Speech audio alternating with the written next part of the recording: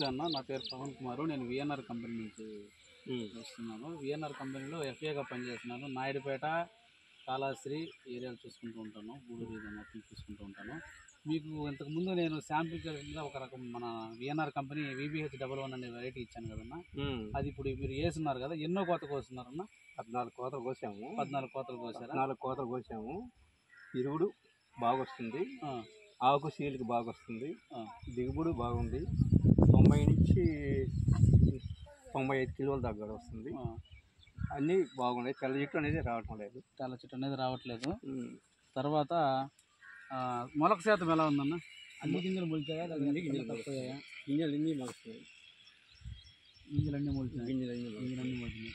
తర్వాత మీరు దగ్గర వేసారా, దూరం వేసారన్నా? దగ్గర వేసిన దానివల్ల సన్నంగా వస్తుంది. దూరం వేయాలి. దూరం వేసుకోవాలి. దగ్గర వేసాము.